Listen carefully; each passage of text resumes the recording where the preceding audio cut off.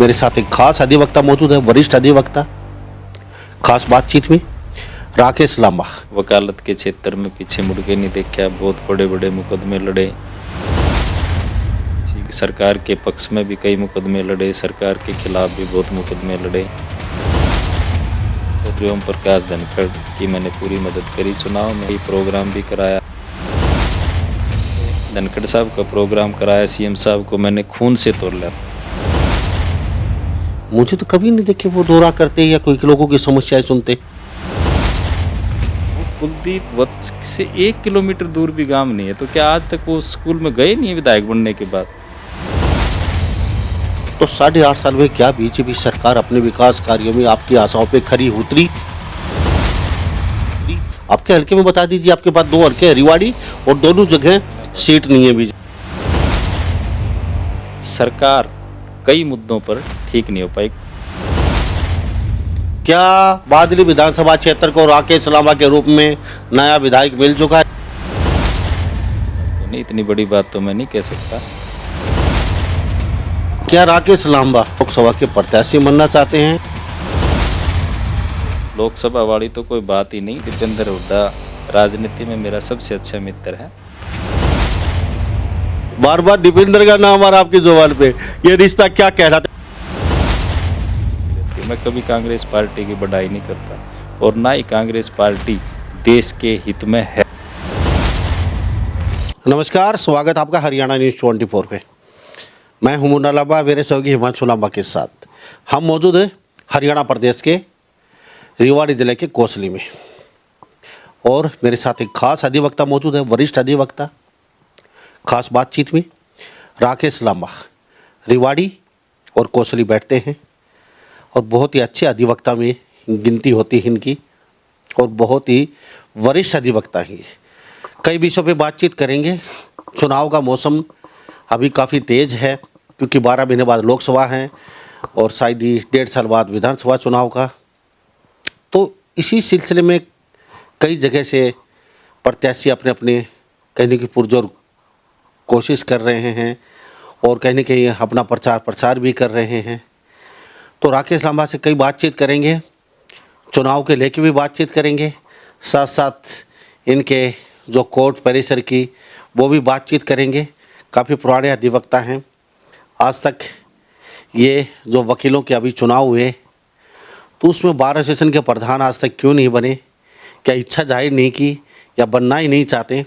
2 जगह बैठते हैं, अच्छी खासी इनकी जान पहचान भी है और सभी अधिवक्ता इनका मान सम्मान भी करते हैं। राकेश लांबा जी, आपका बहुत बहुत स्वागत हमारे हरियाणा न्यूज़ 24 में। हरियाणा आपके जो है न्यूज़ चैनल के सभी दर्शकों को मैं जो है ना अब नमस्ते करता हूँ, राम राम करता हूँ। तो मैं बताना चाहता हूँ कि मेरा जो जन्म है, मेरा 27 दिसंबर को जन्मदिन मनाया मेरे साथियों ने आपने देखा, जिसमें सभी खापों के प्रधान और 93 गाँव के सरपंच, जिला पार्षद और मेरे बहुत साथियों ने इतने धूम धड़ाके से जन्मदिन बनाया। आपके चैनल ने भी कवर किया होगा। और मैं आपको बताना चाहता हूँ कि मेरे पिताजी, मेरे दादाजी सेना में कार्यरत थे और मेरी भी जो प्रारंभिक शिक्षा है वो सेंट्रल स्कूल पूना देहरादून हुई। उसके बाद मैं कोसली सीनियर सेकेंडरी में पढ़ा और उसके बाद जैसे बीए फर्स्ट ईयर में मैं हुआ, उसी दौरान कॉलेज की राजनीति में जब चौधरी बंसीलाल ने जाट कॉलेज हॉस्टल बंद कर दिया था, उस समय मैंने छात्रों के साथ आंदोलन किया। उसके बाद कॉलेज भी मेरा बदल दिया गया, हमारे कई साथियों का, और उसके बाद से ही कॉलेज के चुनाव बंद हुए तो भी मैं कॉलेज के छात्रों के साथ उनके प्रतिनिधित्व किया, उनकी हर समस्याएं उठाई। और 1999 के अंदर मैंने जब लॉ ग्रेजुएट करके मैं पहली बार कोर्ट में आया तो मैं सबसे खुशनसीब वकील था कि जिस दिन मैं अदालत में आया उसी दिन 302 के झाल गांव के, हमारे कोसली हल्के में झाल गांव है, उसके 302 के केस में मैं अपील हुआ और वो केस भी मैं जीता। और उसके बाद से लेकर आज तक मैं कभी भी वकालत के क्षेत्र में पीछे मुड़ के नहीं देखा। बहुत बड़े बड़े मुकदमे लड़े, बहुत बड़े बड़े केसों में पेर हुआ, किसी सरकार के पक्ष में भी कई मुकदमे लड़े, सरकार के खिलाफ भी बहुत मुकदमे लड़े। और मैंने जो है ना वकालत के साथ साथ अपना सामाजिक जीवन कभी नहीं छोड़ा। मैं अदालत के अंदर हमेशा मैंने जिसका वकील था उसकी पैरवी करी, उसके लिए मैं कभी झुका भी क्या नहीं। कोर्ट से बाहर मैंने बहुत हमेशा सामाजिक बात करी और हमेशा उन सामाजिक बातों में उनका काफ़ी अच्छा रिस्पॉन्स भी रहा। मैं जब भी किसी सामाजिक आदमी ने, सामाजिक संस्था ने कोई बात कही तो मैंने हमेशा उसकी मदद करी, किसी की भी हो। मैं हमेशा, आज मेरे ऑफिस में देख लो, चौधरी छोटू राम की, सरदार वल्लभ भाई पटेल की, डॉक्टर भीमराव अम्बेडकर की, इनको मैं आदर्श मानता हूँ और इन्हीं के सिद्धांतों पर मैं चलता हूँ। उसके बाद में जो है अपने छात्र जीवन में ही मैं इंडियन नेशनल लोकदल का यूथ प्रेसिडेंट रहा, इंडियन नेशनल लोकदल की लीगल सेल का संयोजक भी रहा, चेयरमैन रहा। उसके बाद परिवारों की इनकी थोड़ी सी आपसी वो हो गई तो मेरा भी थोड़ा राजनीति से हटके पूरा फोकस वकालत पर हो गया।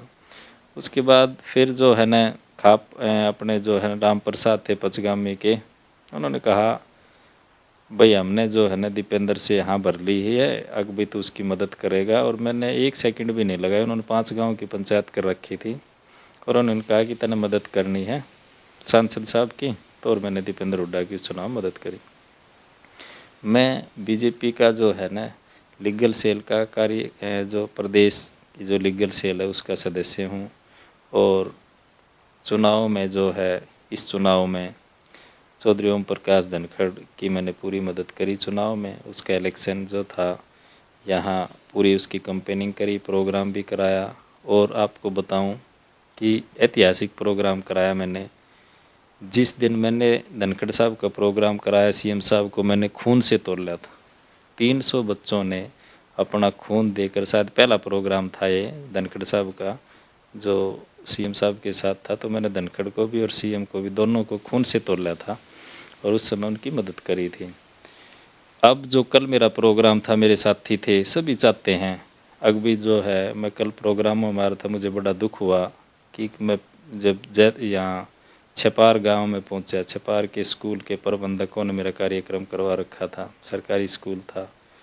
वहाँ मैं गुड़िया खाप के प्रधान, जाखड़ खाप के प्रधान, अन्य सरपंचों के साथ पहुंचा तो मैंने देखा कि मैं पूछा, हाँ जी बताओ स्कूल में सरकार के में कैसे काम चल रहे हैं। तो उन्होंने कहा जी हमारे स्कूल में तो फर्श भी नहीं है। मुझे बड़ा दुख हुआ। मेरे एक साथी जो मेरे साथ थे उन्होंने तुरंत अपने तरीके से उनको डोनेट किए फर्श। परंतु मुझे इस बात का बड़ा दुख होता है कि हमारे क्षेत्र में ऐसे ऐसे जो है कमियां हैं। तो अब मैं जैसे भी कोर्ट में शनि इतवार की छुट्टी होगी, इतवार को हर गांव का डोर टू डोर दौरा करूंगा और दौरा करने के बाद जो भी उनकी समस्याएं हैं वो मुख्यमंत्री तक पहुंचाऊंगा और पूरी कोशिश करूंगा कि उनको जो बहुत अच्छी बात है।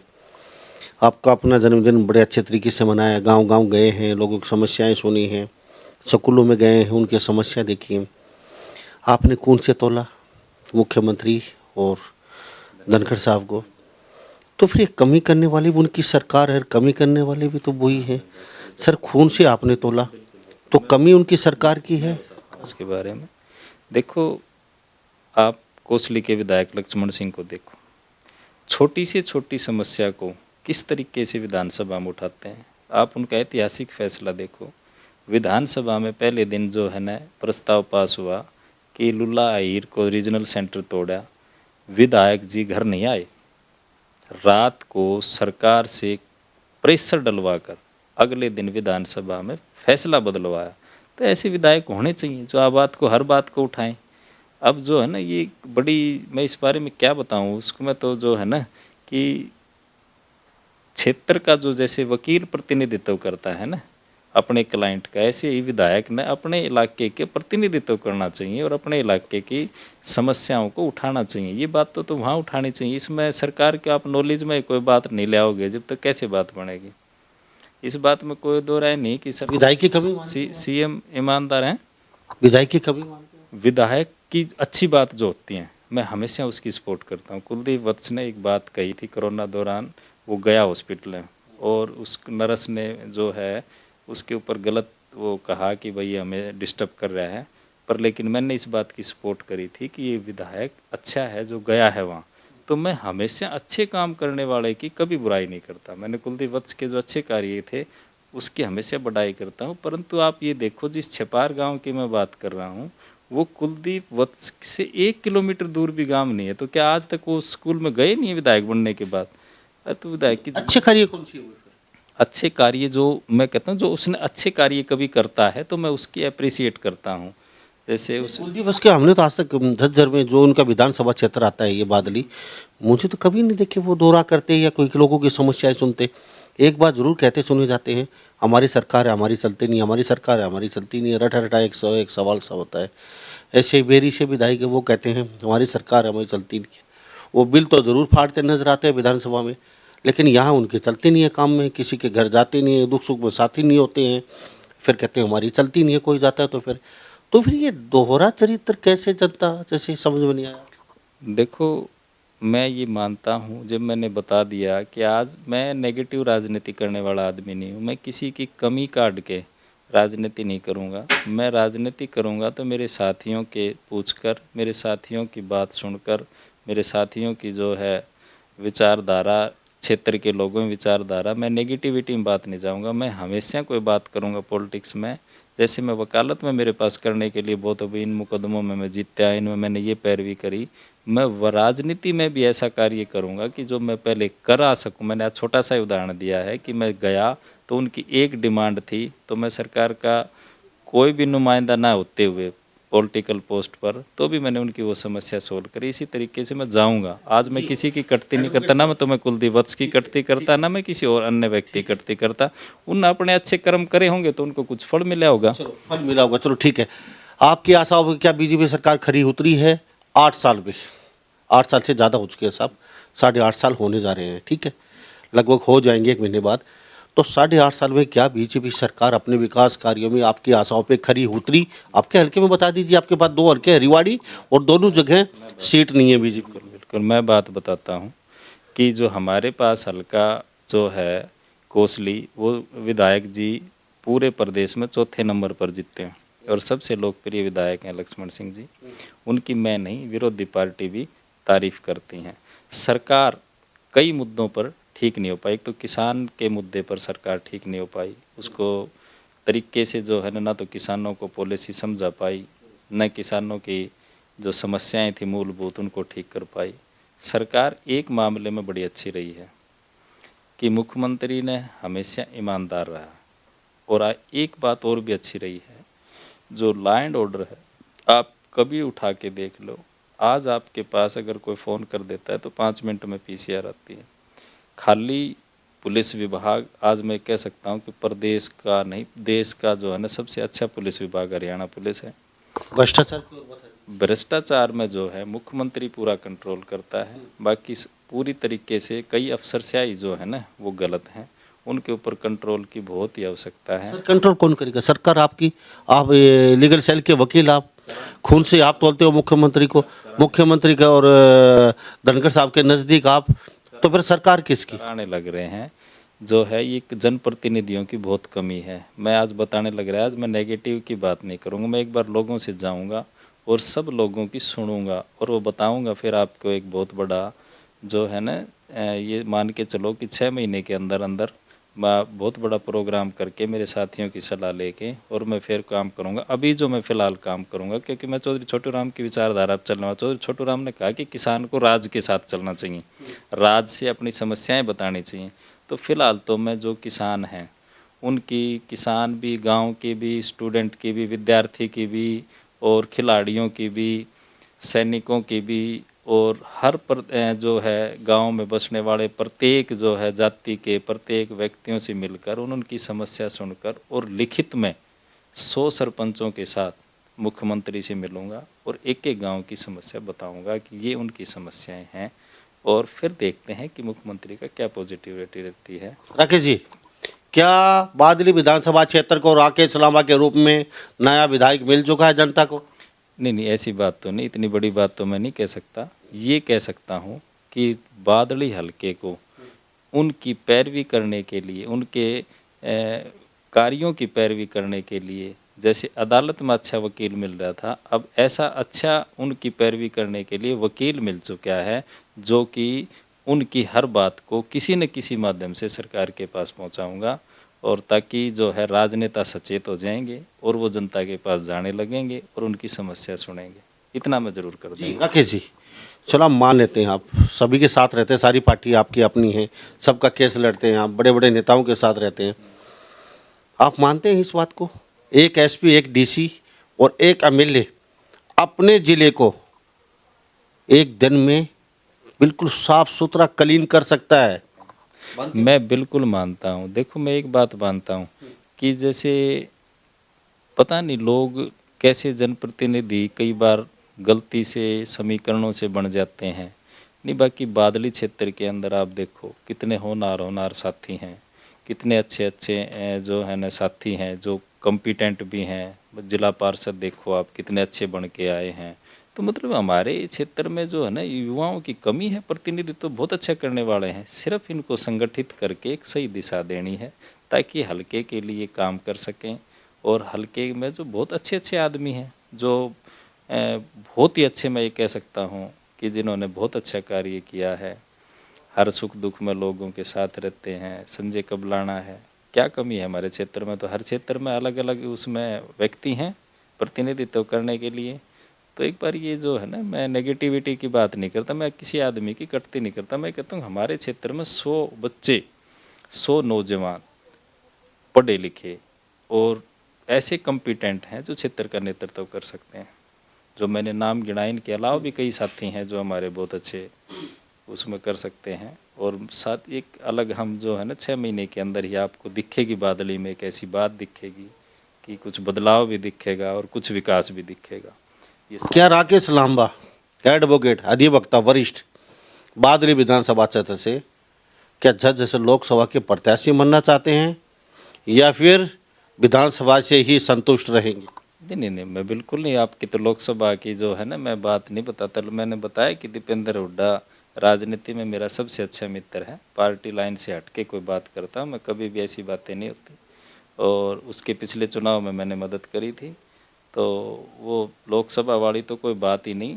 और लोकसभा में जो है ना, क्या पता एक बार 6 महीने में मैं लोगों की समस्या करूँगा, क्या पता कोई सरकार अच्छे काम करेगा मुख्यमंत्री, तो लोकसभा में जो बीजेपी का कैंडिडेट होगा उसकी मदद करेंगे। नहीं तो दीपेंद्र हुड्डा तो जो है ना, लोकसभा के बारे में तो मैं कुछ नहीं कह सकता। आप राकेश लांबा जी, ये एक मिनट, ये रिश्ता क्या कहलाता है? बार बार दीपेंद्र का नाम आ रहा आपकी जुबान पे, ये रिश्ता क्या कहलाता है? एक सीरियल आता था टीवी में, ये रिश्ता क्या कहलाता है? देखो, मैं नेगेटिविटी की राजनीति नहीं करता। मैं आपको एक बात बताऊं, मेरी पिछली वीडियो देखो, क्योंकि ये आदमी बार बार बात नहीं बदलनी चाहिए। ये बात मैं दिल से और खुले उसमें स्वीकार करता हूं कि दीपेंद्र हुड्डा के टाइम में 73 स्कूल अपग्रेड हुए कोसली हल्के के, और दीपेंद्र हुड्डा के जो टाइम में बादली हल्के में भी खूब विकास हुआ। अगर आप किसी विकास करने वाले आदमी को ये कहोगे कि नहीं नहीं जी उसने तो कुछ नहीं किया, तो उसका गलत महत्व हो जाएगा, उसका डीसी उसका लोगों में गलत जाएगा, इसके काम करने वाले का मनोबल टूटेगा। देखो, राजनीति में हार जीत होती रहती है। मैं कभी कांग्रेस पार्टी की बढ़ाई नहीं करता और ना ही कांग्रेस पार्टी देश के हित में है, परंतु बीजेपी की लीगल सेल के एडवोकेट है, ध्यान रखना बड़ाई किसकी एक बात हो तो पर, लेकिन इस बात को मैं बीजेपी चाहे कोई और हो, मैं हमेशा एक बात बताता हूँ, कोर्ट से बाहर में हमेशा बहुत ही निष्पक्ष बात करता हूँ। रोहतक लोकसभा के लिए दीपेंद्र से बढ़िया कैंडिडेट कोई नहीं हो सकता, ये मैं कहता हूँ। तो आप इससे अंदाजा लगा सकते हैं। कमेंट बॉक्स में जाके अपनी राय जरूर दे दीजिए। बाबूजी बीजेपी से हैं, राकेश लांबा कोसली विधानसभा क्षेत्र और बादरी विधानसभा क्षेत्र और सब रिवाड़ी, 3 जगह ये बैठते हैं और बहुत वरिष्ठ अधिवक्ता हैं और हर नेता के केस वगैरह ये हैंडल करते हैं, कई नेताओं के, और विपक्ष भी रहते हैं सरकार के मेरे साथ खास बातचीत में। तो सिर्फ आपसे जानना चाहूँगा, अपना फ़ोन फटाफट उठाइए और कमेंट बॉक्स में लिख डालिए ये रिश्ता क्या कहलाता है। ये आपके ऊपर छोड़ता हूँ। एक बात मैं और क्लियर आपको कर देना चाहता हूँ। भूपेंद्र हुड्डा की 10 साल की सरकार थी, मैं एक बार भी मिलने भी नहीं गया, एक बार भी मिलने नहीं गया, एक बार भी मैंने कोई काम नहीं कहा। और जैसे मैं बताया कि मैं इन लोग का यूथ प्रेसिडेंट था, जो भी प्रजातांत्रिक तरीके से विरोध होता था मैं भूपेंद्र हुड्डा का करता था। परंतु मैंने बाप को बात बताई कि हमारे पचगामी के प्रधान थे राम प्रसाद जी और चौधरी राज सिंह जाखड़, जिन्होंने एक बार मेरे से कहा था कि आप दीपेंद्र की मदद कर दो। मैंने एक सवाल भी उनसे नहीं पूछा था, मैंने कहा कि आपने पंचायत करके डिसीजन ले लिया तो मैं मदद करूंगा। और उस दौरान मेरी दीपेंद्र से अच्छी मुलाकात हुई और मैंने कहा कि मेरे राजनीतिक 2 ही दोस्त बने, दीपेंद्र हुड्डा और जो है राव लक्ष्मण सिंह विधायक। जो राजनेता मेरे दोस्त हैं वो 2 ही दोस्त रहे हैं और मैं उनकी दिल से रिस्पेक्ट करता हूँ। मैं नहीं कहता, इस बात में बिल्कुल परहेज नहीं करता। जिस आदमी ने अच्छे काम किए करेंगे, जिस आदमी ने अच्छे काम किए हैं उसने हमेशा जो है ना। और एक और बात बताऊं, मैं कह क्यों नहीं देते खुल्लम खुल्ला आप? चुनाव के बाद हक विधानसभा क्षेत्र कांग्रेस से एडवोकेट राकेश लांबा अधिवक्ता आ रहे हैं आपके बीच। ना ऐसा नहीं है, ऐसा कुछ अभी नहीं है कि जिसके बारे में मैंने कहा कि आप अच्छी फैक्ट्री लगा सकते हो, आप अच्छी कोठी बना सकते हो, आप अच्छे फार्म हाउस खरीद सकते हो, परंतु आप राजनीति बिना लोगों की राय के नहीं कर सकते। लोग जो कहेंगे, अगर लोग ये कहेंगे कि नहीं बेटा तो वकील अच्छा है, वकील काम करता है, तो मैं तो ये समाज सेवा ही क्या दिक्कत है। समाज सेवा से करने से मुझे कोई नहीं रोक सकता, समाज सेवा करने से मुझे कोई नहीं रोक सकता। और मैं नेगेटिविटी की राजनीति नहीं करता। मैं किसी की आज तक किसी की बुराई तो नहीं करी मन अब तक। मैंने कहा कि जिस आदमी में अच्छा ही है, जिसने अच्छा काम किया उसकी करनी चाहिए। और एक और बात सरकार की भी कर दीजिए अच्छा ही। और सरकार की अच्छी, मैंने बताया कि सरकार ने जो है ना, मुख्यमंत्री ईमानदार है, इससे बड़ी बात मैंने क्या बताई। और पुलिस विभाग कितना अच्छा काम कर रहा है आप देखो। कुछ जो विभाग अच्छे काम कर रहे हैं उनकी मैंने बड़ाई करी और जिनकी मैंने कमी दिखी एजुकेशन की, मैंने बताया कि जैतपुर का गांव, मैं तो इस बात से मुझे थोड़ा सा वो रहता है कि जनप्रतिनिधियों को हर गांव में जाना चाहिए। देखो मैं तो वकील हूँ, कैसे जा सकता हूँ, मैं तो कोर्ट में रहता हूँ, पर लेकिन मैंने भी अपना शेड्यूल चेंज करके हर संडे को मैं एक गाँव में जाया करूँगा, डोर टू डोर जाऊँगा और उस पूरे गाँव की समस्या को सरकार के सामने ज़रूर लाऊँगा। तो सरकार में जो है ना, आप देखो ना, नरेंद्र मोदी जी जो है अच्छे आदमी की बड़ाई करते हैं हमेशा। जो आदरणीय नरेंद्र मोदी जी हैं, जिनकी जो है ना पूरी पार्टी, मैं ये कहूँ कि उनके आदर्शों पर चलती है, उनके जो है ना सिद्धांतों पर चलती है। देश का नाम है, आप 370 कितनी बड़ी बात है। 370 जो हटाई ये छोटी बात थोड़ी है। 370 जिस दिन हटाई उसी दिन से जो है ना, मैं आज अगर कोई मेरे से पसंदीदा नेता पूछे ये है, परंतु आप जो मैं रोहतक लोकसभा क्षेत्र की बात है, जहाँ काम करने वाले सांसद की बात, आप क्या मुकाबला है? दीपेंद्र का मुकाबला है उनसे कोई? आज जो है वो राज्यसभा मैं। और एक और बात बताऊं, अगर कोई भी आदमी बता दे कि चुनाव के बाद मैं कभी दीपेंद्र से नहीं मिला, पर लेकिन मैं अच्छे आदमी की हमेशा किसी भी प्लेटफॉर्म पर हो, किसी ने भी अच्छा काम किया हो तो मैं उसकी बड़ाई करता हूँ। मैंने कुलदीप वत्स की एक बड़ाई नहीं करी कि उसने जो है ना वो कहा अगर भाई हॉस्पिटल में गया कोरोना के टाइम पर, उसके खिलाफ जो है ना गलत षड्यंत्र से मैंने कहा, वो हमेशा वो करी। आपको एक बात बताऊं, जब रैया डावड़ा वाले किसान जो थे वो धरना दे रहे थे धनखड़ के खिलाफ, तो मैंने उनकी पैरवी करी कोर्ट में।